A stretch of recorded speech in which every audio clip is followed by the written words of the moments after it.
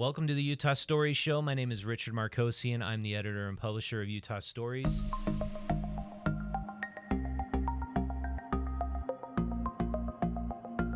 Today we're talking about the opioid epidemic in Utah.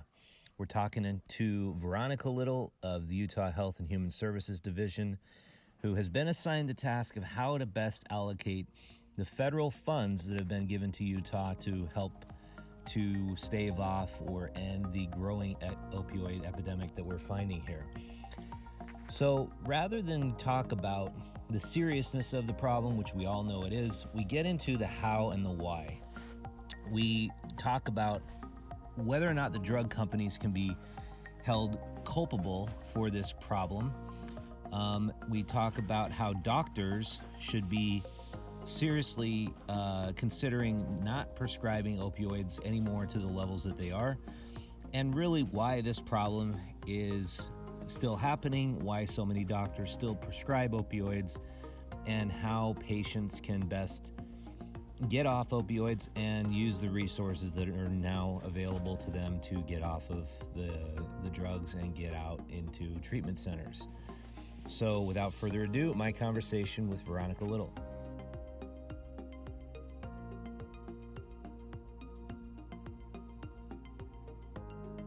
All right, with me on the Utah Stories Show is VeRonica Little, the program administrator for the Opioid State Funding Department of Health and Human Services. Did I get that right? We're under Human Services, but I work for the Division of Substance Abuse and Mental Health. Okay.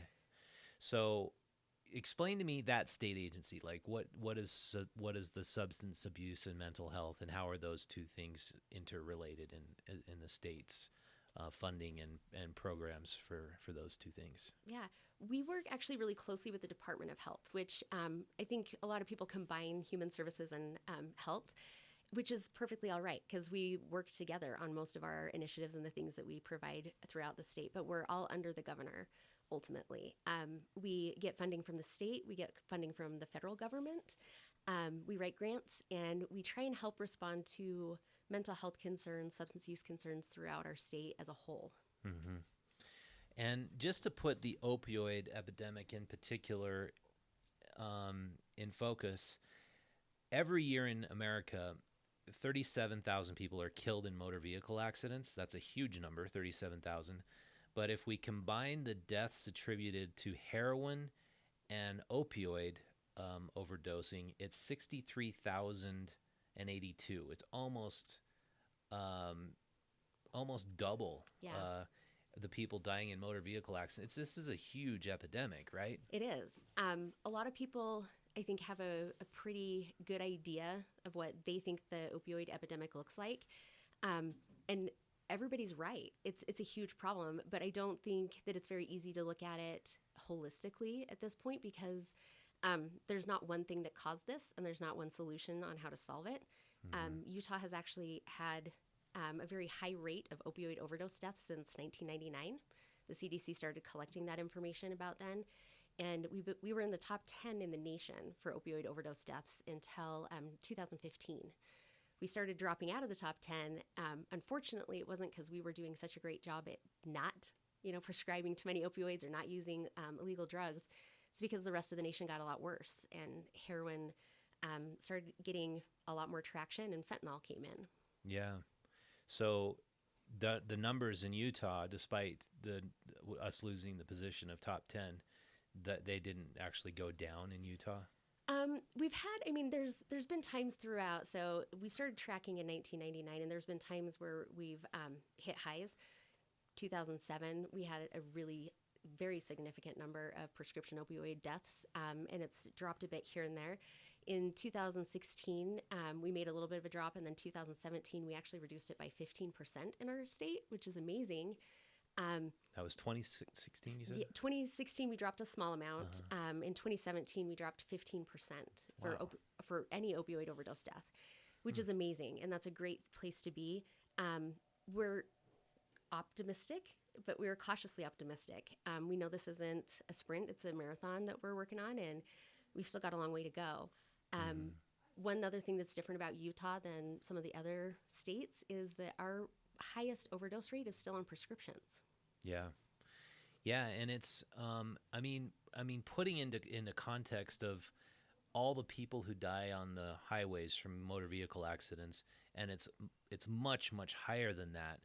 How is it that this is not a bigger story, and that this isn't something that is really on the radar of the media and the attention of state government as much as I think it should be? Um, and I come to expect people to ask that question. I know that people oftentimes feel like we don't know anything about this. What's going on? And in my world, we've been talking about it a lot. Yeah. So it just reiterates to me that we've got to keep working. In 2009, Utah started a public media campaign called "Use Only as Directed." I don't know if you've heard of it or not, but it was targeting opioid use in the prescription form and really more of that primary prevention, talking about ensuring that physicians knew and had the academic detailing so they were prescribing appropriately and talking to people about it appropriately. Um, Between like 2010, 2014, we've done a lot more initiatives as well. Stop the Epidemic is one of them. We've talked about naloxone. There's a standing order for naloxone, which is a reversal drug that people can use. It reverses opioid overdose, and that's an amazing thing. And we have it available throughout Utah. You can go to any pharmacy and request it. You can also get it for free through lots of different venues. Mm-hmm. But all of these things are happening, but not everybody knows about it, and so It's we have kind to of keep like working. this silent killer, though, right? Yeah. And so, I mean, the reason why it's been brought to our attention is we had this big rise in homelessness, at least the visible homeless that you could see on the streets Yeah. in about 2016, 17. Hmm.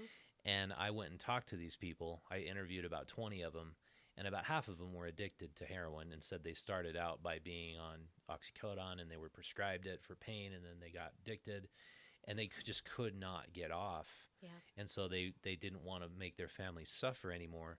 So their solution was, I'm going to be homeless and I'm going to get my fix and keep my family out of it as much as I can until I can get recovery. Hmm. How many people right now need recovery or are trying to get off heroin or opioids that you guys know about? See, and any information and data that we have on those who are using is really difficult to find because we can use the national standards, we can use the surveying, but we never really know the actual amount. There are a lot of people who are not in treatment that would like to be. There's an even bigger population that probably need treatment, need some sort of intervention or support to stop using a substance, whether it's prescribed or not. But maybe they're not ready or they don't realize that they need it. There's lots of family members that seek support and help for their family members or their loved ones, but their loved ones aren't ready to accept it. Mm-hmm.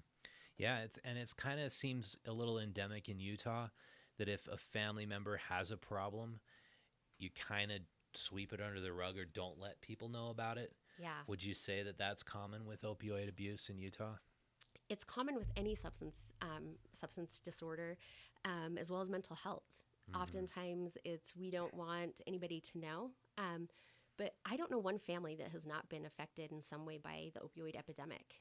People who have either had chronic pain and been on prescription medications for a long time that are now being told that they can't have their prescription anymore. If it's somebody who has been misusing them, or if it's somebody who has had multiple different substance use concerns and is really using heroin or opioids now, and the risk for death is a lot higher. Yeah.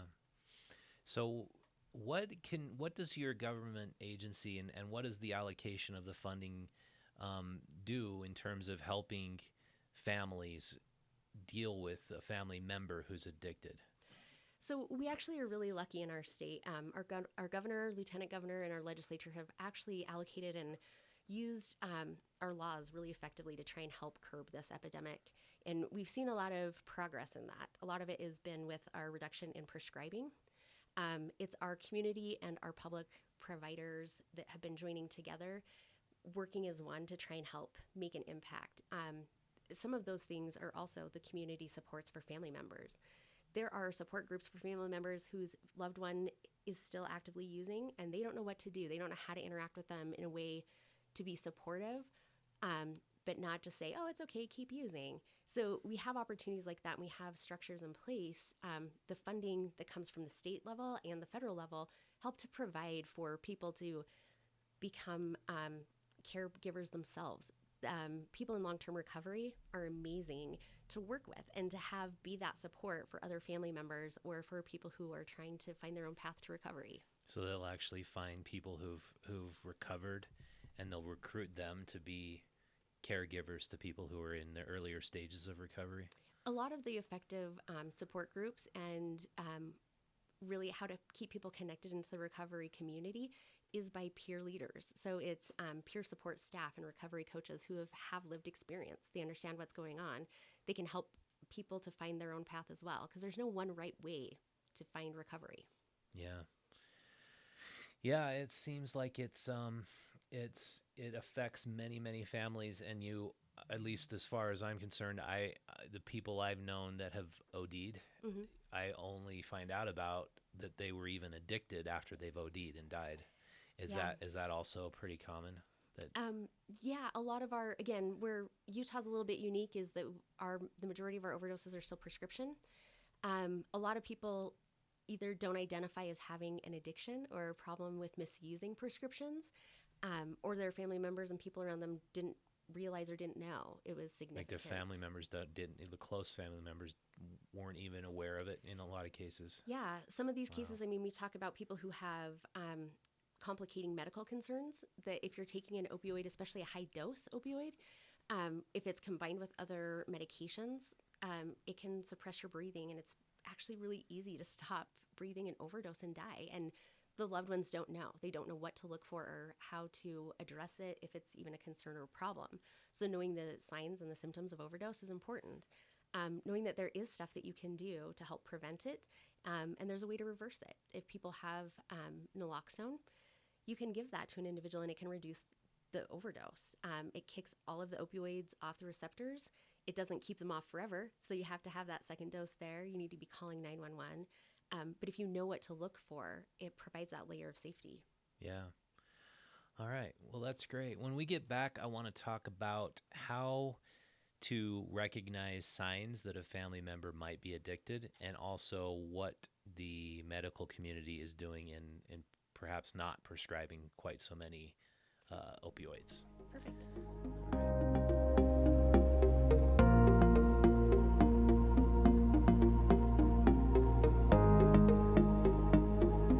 This episode of the Utah Stories podcast is brought to you by our Made in Utah gift boxes. Now, we haven't really promoted these as much as we probably should have, but we have 30 of these awesome bath and body boxes where it's all coming from local makers. These are bath salts, that's lotion. We have this awesome Japanese cherry blossom soap, and another soap that's pumpkin spice. These soaps, unlike the soaps you buy at the grocery store, they smell of like these fruity, wonderful, delicious flavors. Like you almost want to eat them. They smell so good. So you have to like prevent yourself from eating them while you're scrubbing your body with them. Just don't eat them. They're not good for you. But we've also got these bath bombs. We've got these salves. All of this stuff in here.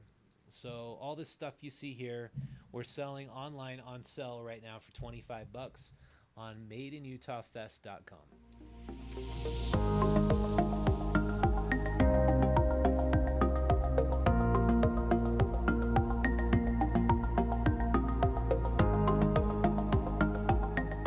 All right, we are back talking to VeRonica Little, the program administrator for the Department of Health and Human Services for the opioid epidemic. And was this a position that was created in a response to the opioid epidemic in Utah, or is this a pretty new position that you have?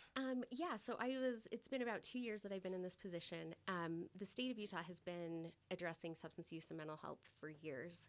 And the problem with opioids has been growing and growing, like we talked about. And federal funding started flowing through in 2017 about. And it came in large quantities for short amount of time. And so they needed to make sure that they had people that were specifically focused on just the opioid problem and crisis. And so I was hired to come in and make sure that we are managing our funds and providing it into the most effective places we can. Try to be strategic about really affecting Utah as a whole. not just one area, or not just one type of person that's affected by substance use.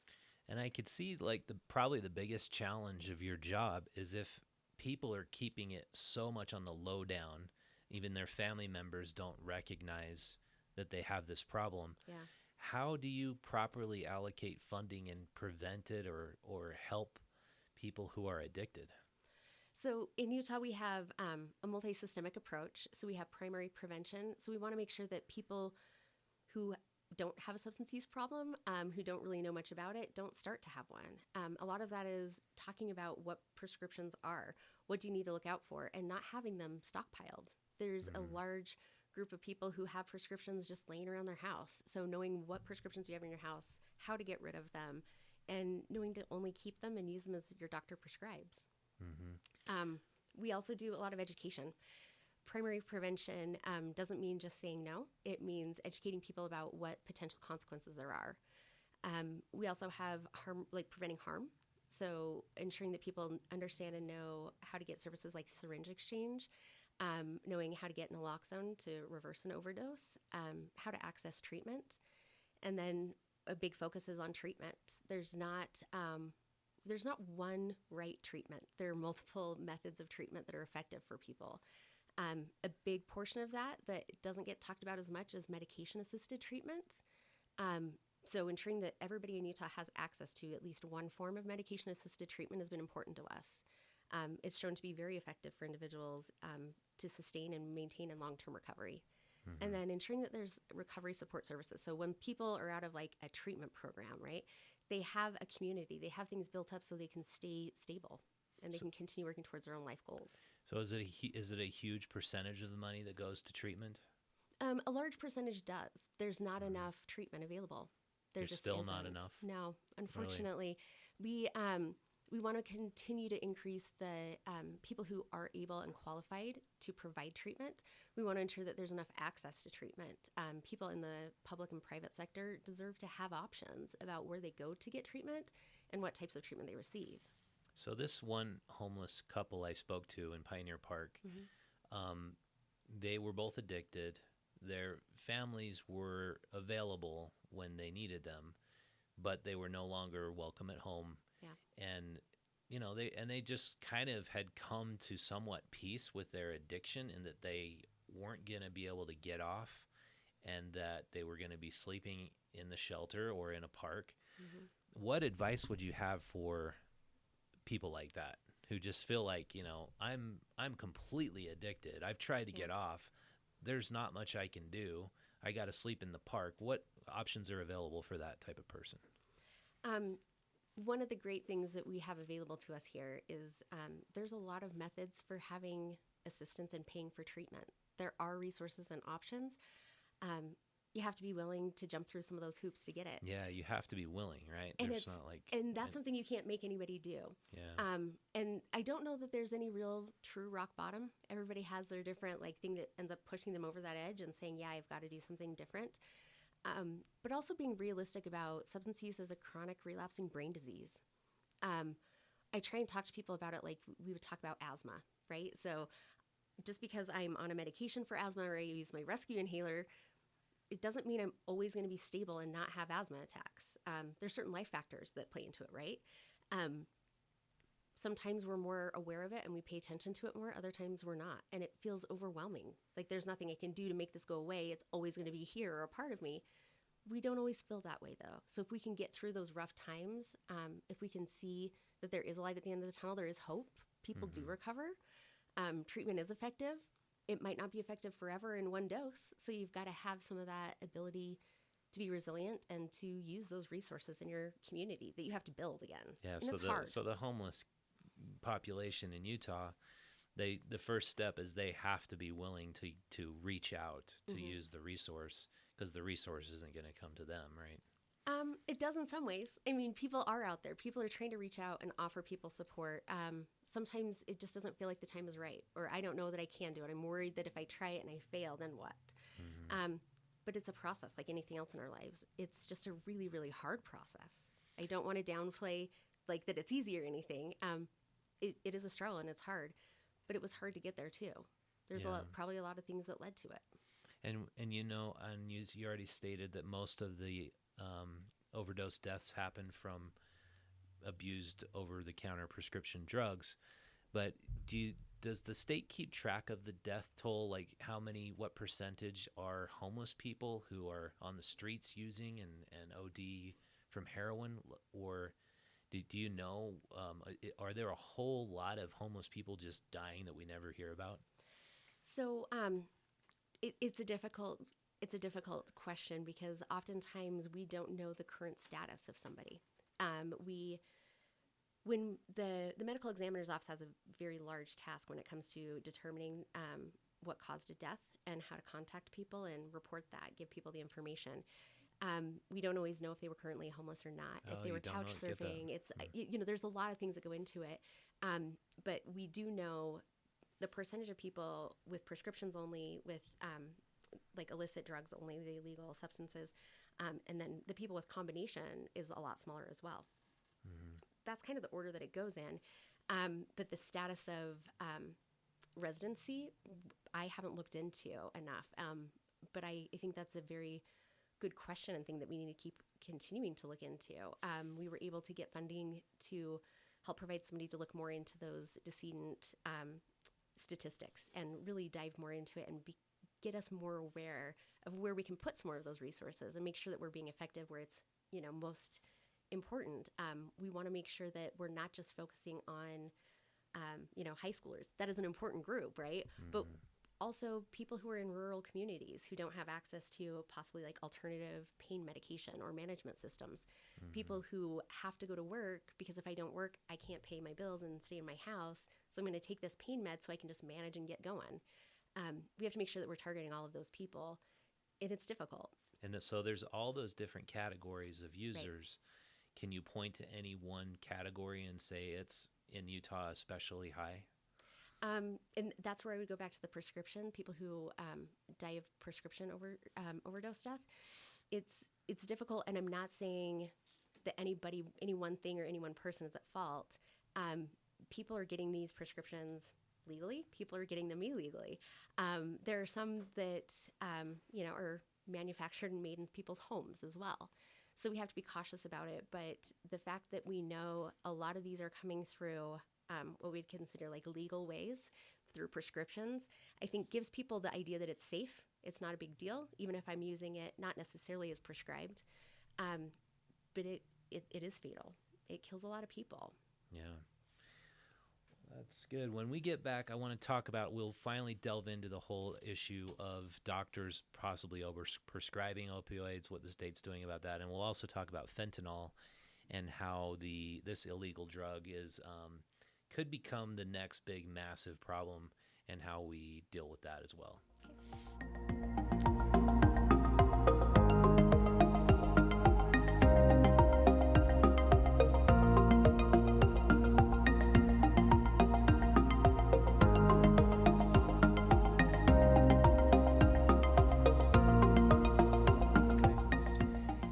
Back with VeRonica Little, and so the issue of opioid abuse is an interesting one because, as we've said in Utah, a lot of these prescriptions are coming completely legally.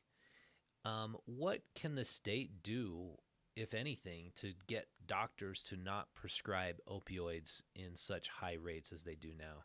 I'm actually really excited to be able to talk about this portion because I think that we have made a lot of progress in Utah. We have what's called the Controlled Substance Database in Utah. We're one of the first states that actually put it in place. Most states call it their PDMP. It's for prescription management. But we still have 51% of the prescriptions going in there being opioids. But what we have been able to track and determine is how many opioids are being prescribed, how many are being filled, what areas they're filled in, and then we can also track if there's high prescribers so that we are knowing if there's areas of concern, we can provide academic detailing, which is really doc to doc talking, like saying, hey, let's talk about what you're doing in your practice and what your prescription rate is compared to somebody else who's in a similar practice. Cool. So it's not like comparing, a primary care doctor to a surgeon. Does that track both doctors and patients? Or Yeah, it does. So, one of the hard parts about it is making sure that you're having the right patient, right? So, some people have different aliases or they go by like a hyphenated name sometimes and not hyphenated. But we're getting better and better at tracking that. And really, it's for us, it's the purpose of educating people to ensure that people are doing the right thing. There are genuine reasons to have opioids prescribed. They're needed for a lot of people. But we have to be cautious about how we manage that and if it's co prescribed with something else. We were able to decrease the percentage rate of people having prescriptions in the state of Utah. At our peak, it was in 2008, and it was 91.3 per 100 people were getting an opioid prescription, right? That was the rate.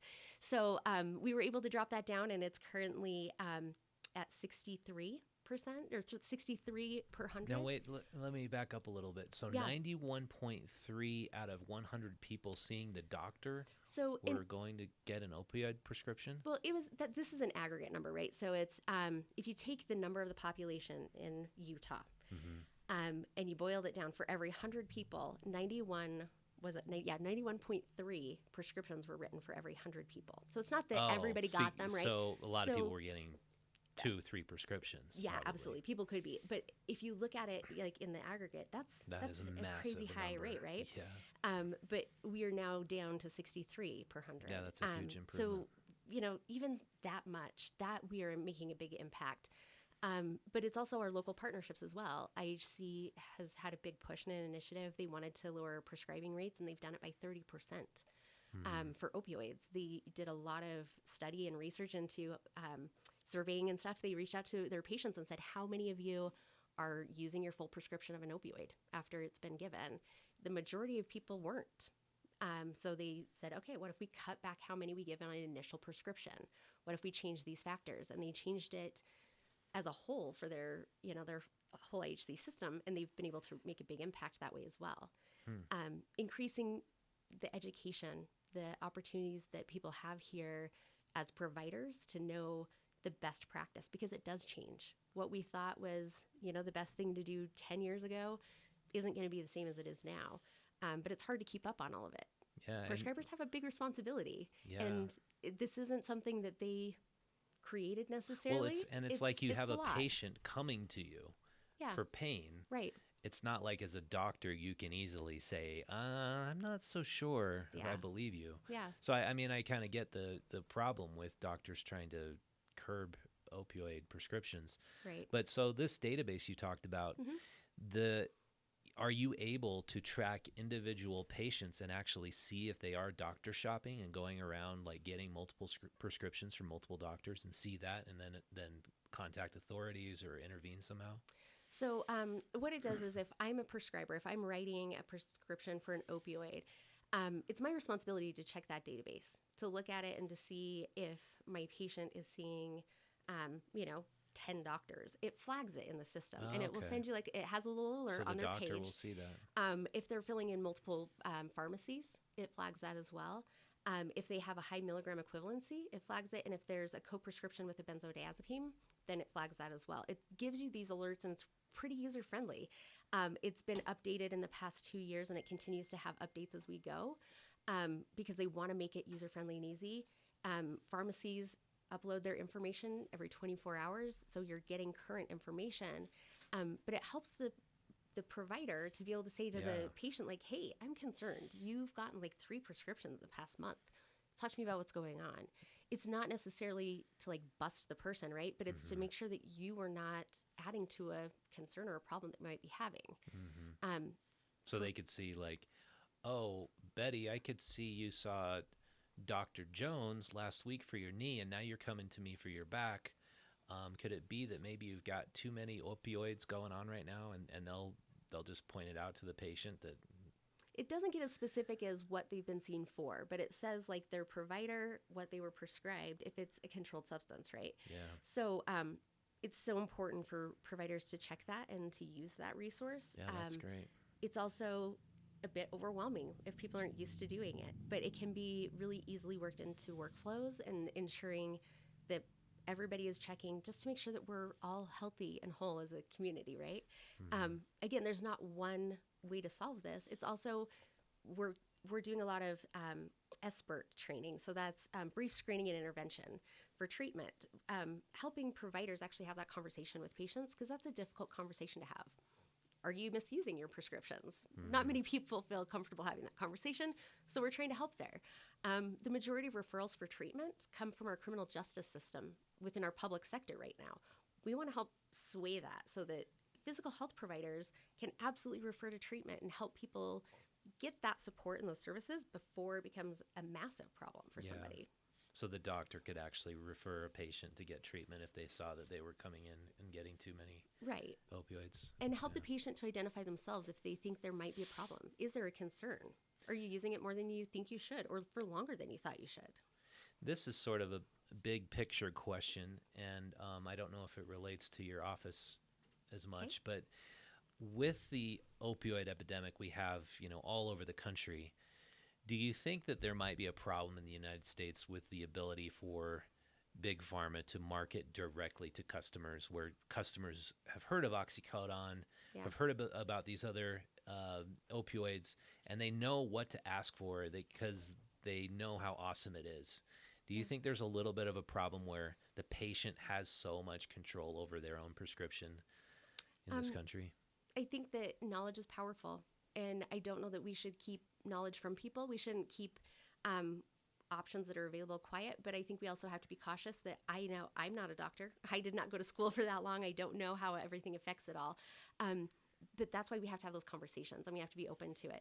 There have been huge concerns with pharmaceutical companies and how they've marketed and talked to doctors about medications and about the risks of them. Because the maker of oxycodone is going to have to pay a lawsuit for how much they marketed to customers, and the way falsely. The way they did it, right? Yeah. And so we have to be cautious and know that there's not a magic bullet for any of this. It's not like, if you have any pain whatsoever, take this one thing and it will just cure it. It doesn't. It covers the pain, but it doesn't necessarily make the problem go away. It's the same with any medication that we talk about or that we would use. It's the same for any treatment overall, right? So we have to be really cautious as a consumer, no matter what the product is we're looking at or using. And I think that there is a place and a responsibility from the pharmaceutical companies. And I think that we're seeing some more of that, at least now. Yeah. And related to, illicit substances that the state has to deal with, I found a story that was written in 2016 that it was a drug bust, the biggest drug bust ever in Utah, where 70,000 doses of fentanyl were found in a Cottonwood Heights family's home. That was a big, scary one. Man, it's just unbelievable. 70,000. Yeah. And each of those pills was pressed in a way to disguise it as something else. And they also disguised them as oxycodone pills. Yep. And so when people get addicted and they start, using the black market to fill their meet their need and their addiction problem. And then there's China, which will sell you a few kilos of fentanyl, which you can turn into thousands and thousands of pills. What can the state do? Or what is that on the state's radar for trying to allocate funding to prevent that from happening? Yeah. We work with public safety really closely as well. We want to make sure that people are safe not only from, those things that are pretty, up in our faces. So like, we don't want people to have heart attacks, right? We want people to wear seatbelts because it's going to keep us safer. We also don't want people buying prescriptions or pills from somebody that's not a pharmacist, that it hasn't been tested or they don't know what's actually in it. One way that Utah has been able to remain away from the fentanyl problem as much as other states currently feel it and are experiencing it is most of the heroin we see here is black tar heroin, and fentanyl doesn't really mix in with that as well. And so the way we see it mostly here in Utah is when it's mixed in or if it's created with another pill. Pill presses are very concerning and scary because you don't know what's real and what isn't. But we should always be cautious. There's a huge concern nationally with fentanyl.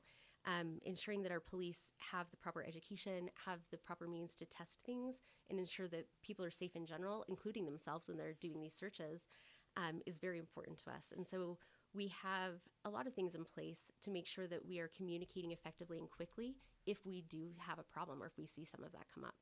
And are drug sniffing dogs able to even smell fentanyl? Yes. Oh, they are now. Mm-hmm. Okay. It's we have to be cautious. There's a lot of misinformation. Some people will say if you touch fentanyl, it can kill you just by touching it. That's not necessarily the case. Fentanyl, again, it's very potent. It's very effective medication. It's used oftentimes in hospitals for people who are going through like cancer treatments.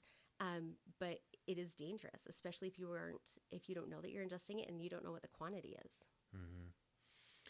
Yeah, so the last thing I wanted to ask you about is, it seems that drug abuse and mental health problems go really hand in hand. Yeah. And so it makes sense that you're part of the, center that helps people who have mental illness. So We go over both things. yeah. So what would you say to somebody who is basically feeling their ability to control their urges slip away and their mental health deteriorating? I mean, if they're not inclined to reach out for help, is there any other mechanism in place for these people who want to feel like they have it under control, but things are sort of slipping out and spiraling downward for them? Yeah. It's tricky. There's no one right answer, just like with everything else that we've been talking about. But that's where having a recovery community, having supports, having people in your life that know what's going on, know you, that you can talk to as well. If you are starting your own path to recovery, ensuring that you tell people these are things that might come up that I struggle more with. You're going to know that something's wrong with me if I'm pulling away, if I stop talking to you all of a sudden, if I'm not returning phone calls. Having people in your life, having a group, a village, right? Mm-hmm. That's one of the best protective factors that we have.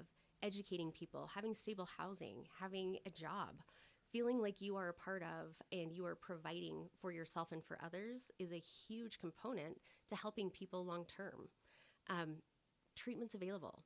Mm-hmm. And it feels like if I've gone once, why would I go again? I'm not going to learn anything new. You can learn something new. Again, substance use is a chronic relapsing brain disease, and it's one treatment or one time of something isn't always going to be effective, and that's okay. Yeah.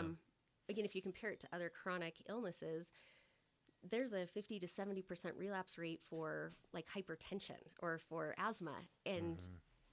if we look at it similarly, it's actually less frequent for substance use, but it's still a part of what happens. And knowing that if you do have a relapse, if you mess up, or if you're feeling really low, it's not the end. It doesn't have to be. Mm-hmm. There is always hope, and there's always a chance to continue to make that change as long as you're alive. Yeah. Yeah. And we spoke to your colleague, Kim, who is over suicide prevention. And, it's kind of a similar deal. You really Absolutely. need to have a support system in place, people around you who can help you. And Yeah. you need to feel like you're an integral part of a community to have that purpose and drive to get up every day and make the right choices. Yeah. And is there anything else that you recommend or you lobby the state to do to possibly help build community, strengthen the bonds that people have to find meaning and purpose in their lives? We work a lot with community coalitions. I think that one thing that I can be really proud of coming from Utah is that we are a community-based state. Whether you're in a rural or an urban area, there are a lot of community coalitions. People want to gather and people want to support each other, and we need to utilize that. We need to be more vocal about it and ensure that people know that there's people who do care. It doesn't always feel that way in our world, in our society now.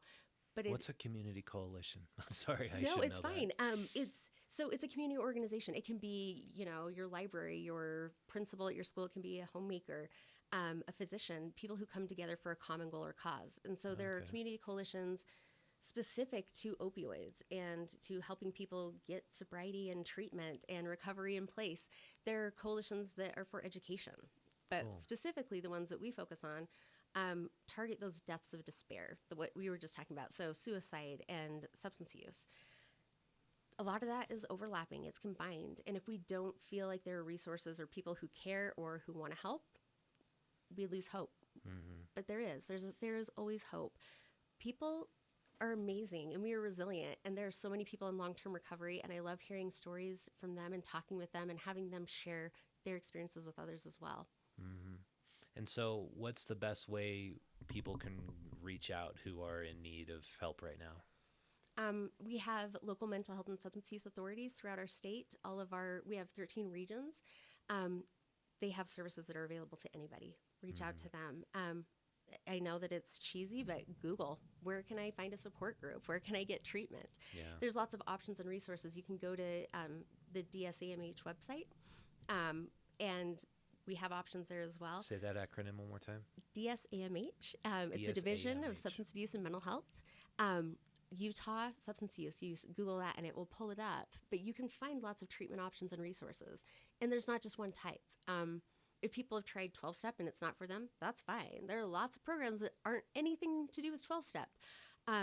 Medication-assisted treatment is very important. I think a lot of people shy away from it because they don't know or they don't want to trade one drug for another. It's a medication. And it's something to help sustain and cool off your limbic system so you can actually start to recover. Yeah. It makes a lot of those cravings and triggers go away so you can focus on what you need to do. That's what what's it called? Methadone, buprenorphine, and Vivitrol. There's many options. There's 3 major ones that are FDA approved and that have been studied and researched for a long time. These aren't brand new things, but there's new ways to utilize them, and they are highly monitored and regulated. It's not just, we're going to give somebody a different prescription and it's going to be fine. And they're usually best when in conjunction with talk therapy. But all of those things can be available and are available to people. You have to look for it. You have to seek it out, and talk to people. That's the very first thing, is talk to somebody. Let them know. Yeah. I'm a little bit skeptical when the big pharma's got a problem and then they have a solution to the problem with more drugs. And so it's like I understand that. Methadol, Vivitrol, say those 3 again? So methadone is it's been around since the 70s. Yeah, it's one of the most studied medications that there is for treatment of substance use, and it has a really high success rate for people who utilize it effectively. Most of the time, people go in daily to get their dose, and it's not an opioid per se. It is. Oh, it is an opioid. But it's given in specific doses and amounts, and it's given. It's a different formulation, basically. But it's to manage somebody so that you're stable. You're not going through withdrawals and struggling. A lot of barriers for people to start getting into treatment and changing their lives is withdrawals are horrible. Yeah. They're awful. Yeah. That's a huge barrier. But then triggers, once you are off of a substance, being triggered both physically, because you have physical symptoms and you get physical triggers. You also get emotional and psychological triggers. That is hard to work through. And if you have a medication that helps kind of stabilize that, that's a great thing. It's like insulin, right? If you are diabetic and you take insulin, it's not because you're all of a sudden magically going to, your pancreas is going to start working and you're going to create it on your own. But it's to help manage it so that you don't have those spikes and those really, really difficult times, which lead you at higher risk to die, to have a stroke, things like that. It's the same with a medication for opioid use. Yeah. I get that sometimes people don't understand it all, and I don't understand it all. Again, we all are learning as things go, but there are other options as well. Buprenorphine is a partial agonist, so it's part an opioid and part something that kicks it off your receptors so that you're not going to overdose off of it. It's also effective for pain for a lot of people. Vivitrol is the other one that I had mentioned. It's a long-lasting injectable that it just keeps opioids from attaching to the receptors. But there are challenges with all of them. There are benefits of all of them. And you have to talk with a prescriber and really figure out what the best option is for you if that's what you're interested in. Yeah. It's not for everybody. I just wonder if doctors recommend a more nutritious diet and perhaps like exercise. Because when you exercise, those endorphins get going. Yeah. And I think it could actually be a viable substitute once you've already gotten off, obviously. Like you can't be a heroin addict and all of a sudden just start exercising and think you're going to be fine. You can. It's tough, right? Yeah, it'd be pretty tough. You might be. And I think that more than even just because I think I am a big proponent. We at the state are also a big proponent of holistic health. If we aren't meeting people's physical needs, emotional needs, and really their psychological safety and feeling secure, nobody's going to make a change. It's tough. Like if you ask anybody on the street to just all of a sudden make that big change in their life, they're going to struggle. Yeah. So our bodies go through a lot of physiological changes with trauma, with addiction, with anything like that goes on. and it takes a long time to stabilize. And for some people, medication helps that a lot. Other people, it might not. And it's not for everybody, and that's fine. But for those who need that support and help, I think it should be an option, and it should be available to definitely. people. I definitely agree with you that it should be hard. an option and it should be available. But I think that the mindset is that we need a protocol in place, and Big Pharma is really happy to write that protocol for us. Yeah. And I'd rather see more people at least try improving their health and their diet through better nutrition, by understanding the nutritional benefits of different types of foods, Right. buying like local fresh produce, going to the farmers markets. Yeah. I mean, we promote that a ton in the magazine. Yeah. And it it's is like, important. That is a key part. Like if we're not well holistically, if we don't feel good, if we're not healthy, we can't sustain what we're doing, right? yeah. And I guess it's my hope that the state would get more on board with like local fresh fruits and vegetables should be higher on the pedestal of things of importance, and supporting local farmers and all that goes along with it. Yeah. And I think that there are a lot of small movements towards, again, ensuring that holistic health is in place. I know dog that fight. We have a rainstorm, a thunderstorm, and a dog fight. It's getting noisy. It's all right. It happens. It's life. Yeah. I think that there's a balance to it all. There are treatments that are alternative, right? So chiropractic services, acupuncture, amino acid, therapies. One of the big things that we also promote and focus on as well is mindfulness. Yeah. If we can learn how to be okay in our discomfort, which is really hard for all of us, those are all helpful components. And so we really need to make sure that people are finding the path that's right for them. There's no wrong way to get into a recovery state. And recovery isn't an end destination. It's us being stable and able to continue to move forward towards our own personal goals. Yeah. Well, I think that's great. And I'm glad the state's on board with things like mindfulness and nutrition, because I like hearing that. Yeah.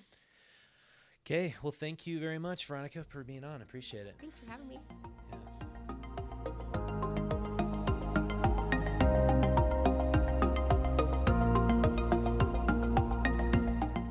Thanks for watching the Utah Stories Show. My name is Richard Markosian, editor and publisher of Utah Stories Magazine.